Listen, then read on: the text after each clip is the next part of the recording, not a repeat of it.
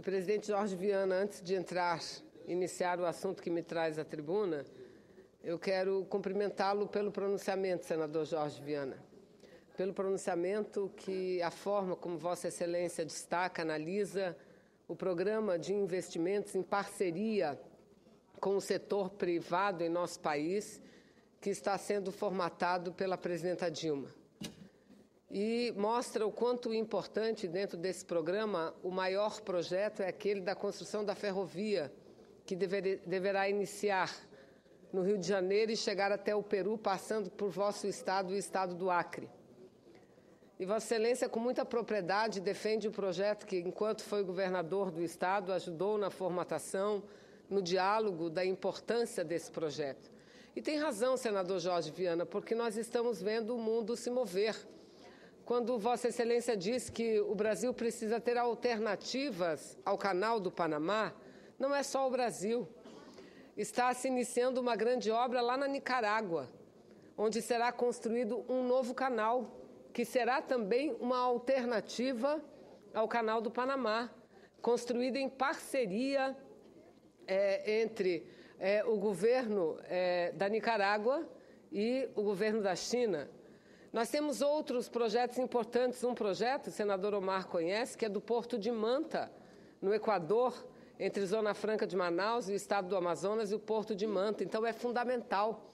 É fundamental que esses projetos saiam do papel e se transformem numa realidade, porque cada vez o mundo está mais interligado, senador Jorge Viana. Então, eu também quero dizer que voltarei à tribuna para fazer uma análise desse projeto mais detalhada, porque venho hoje para falar da nossa participação, a participação do Congresso brasileiro, ao lado do Congresso dos países que compõem os BRICS, do primeiro encontro, do primeiro fórum parlamentar dos países que formam os BRICS, que todos sabem, conhecem, é a união entre o Brasil, a Rússia, a Índia, a China e a África do Sul.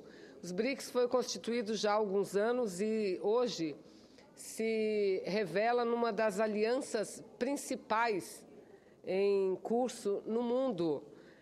Eu diria até o estabelecimento de uma nova ordem mundial, alternativa àquela que nós assistimos hoje, onde os 7 países mais ricos do mundo determinam absolutamente tudo no planeta. Os BRICS nasceram exatamente com o objetivo de tornar o mundo não mais um mundo que tem apenas uma única polaridade, mas um mundo multipolar. E é muito importante. O BRICS hoje, quando nasceu, muita gente achava, críticos, mas sobretudo aqueles que defendem o interesse das grandes economias do mundo, como os Estados Unidos, a União Europeia, de que essa aliança não duraria por muito tempo e que não chegaria a algo concreto, que não é verdade. Nós estamos nas vésperas da realização de uma cúpula que acontecerá no interior da Rússia, a cúpula executiva dos BRICS, que deverá anunciar a formatação do banco. Nós, aqui no Congresso brasileiro, acabamos de aprovar a resolução autorizando o governo brasileiro a fazer todos os aportes necessários à constituição desse banco. Então, é uma estrutura, é um bloco de países que representam o continente asiático, o continente americano, o continente africano, a Índia, e que está presente em todos os continentes. Isso é importante não só para ampliar a relação entre esses países, mas a relação entre esses países e os países em processo de desenvolvimento. O novo banco que está nascendo já nasce bem maior do que o Banco Mundial. O BRICS representa, senhor presidente, 25% do PIB mundial. Ou seja, 19 trilhões contra os 17 trilhões da União Europeia e os 16 trilhões dos Estados Unidos. Os BRICS têm 42% da população mundial e 26% do território do planeta. São responsáveis por 20% da economia mundial e 15% do comércio internacional. Os BRICS detêm 75% das reservas monetárias internacionais. Foram responsáveis por 36% do crescimento da economia mundial na primeira década desse século. Com a recessão nos países mais desenvolvidos, esse número pulou para cerca de 50%, mesmo com a desaceleração recente do crescimento desse bloco, da desaceleração do crescimento da China, do crescimento da Índia, do crescimento do Brasil e dos outros países que compõem os BRICS.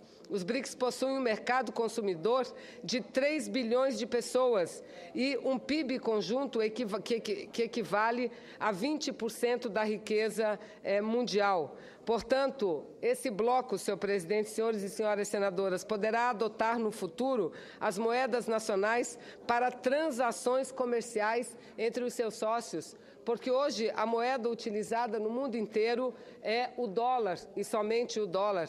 Brasil, Rússia, China, Índia e África do Sul terão seu novo banco, me referi a isso agora, o seu novo banco de desenvolvimento, com um capital inicial de 50 bilhões de dólares, que poderá ser elevado até 100 bilhões para fazer frente ao Banco Mundial. A China, que é a segunda maior economia mundial, entrará com a maior parte, 41 bilhões, enquanto que Brasil, Rússia e Índia entrarão com 18 bilhões cada um e a África do Sul com 5 bilhões. A demanda, senhor presidente, de recursos para projetos de infraestrutura em países em processo de desenvolvimento chega hoje a 800 bilhões. E, assim, uma demanda suficiente para o Banco dos BRICS ter um grande papel nessa nova ordem mundial. E, diante desses dados importantes, diante desses dados e do fortalecimento desse bloco, que eu volto a dizer, aconteceu nesses últimos dias, dia 8, na Rússia, o primeiro encontro parlamentar dos BRICS, e lá estiveram os chefes dos parlamentos desses países que compõem os BRICS. Pelo Brasil, estava, além de uma comitiva de deputados e senadores do Senado, estávamos eu, senador Ciro Nogueira, que aqui está presente, senador Lindbergh Farias, sob a liderança do nosso presidente Renan Calheiros. Sob a liderança do presidente da Câmara, deputado Eduardo Cunha, estava uma bancada de mais 13 deputados federais, da mesma forma que compareceu delegações semelhantes à nossa de todos esses países. E aprovamos, ao final da cúpula, ao final do encontro parlamentar dos países que compõem os BRICS, aprovamos uma importante declaração, senhor presidente, uma declaração que mostra não só o nosso compromisso, mas mostra a nossa determinação dos parlamentos desses países em seguir colaborando para a efetivação, o fortalecimento e a concretização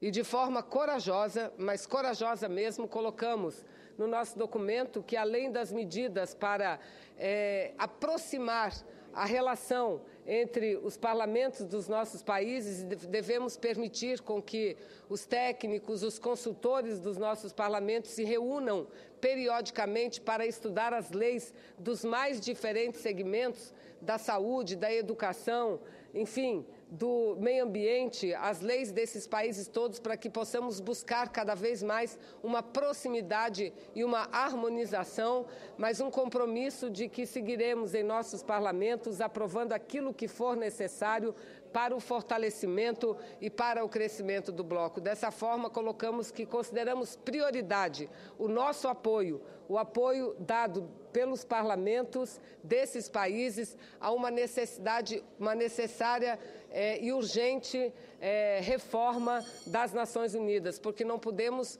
continuar aceitando que as Nações Unidas tenham um Conselho de Segurança formado por tão poucos países e países que não representam claramente, de forma objetiva, a maioria da nação e a maioria dos povos. Foi uma parte polêmica do nosso manifesto, da nossa declaração, mas que com muito esforço da nossa delegação, sobretudo do presidente Renan, do presidente Eduardo Cunha, nós incluímos esse item importante. A próxima reunião já está marcada, senador Jorge Viana, acontecerá na Índia, e eu espero que brevemente o Brasil possa sediar também um encontro vigoroso, importante e que cada vez terá um nível e um grau de importância cada vez maior, porque quanto mais crescem os BRICS, BRICS, quanto mais se fortalecem esse bloco, mais será necessária esse tipo de instrumento e proximidade entre os parlamentos desses países. Muito obrigada, presidente.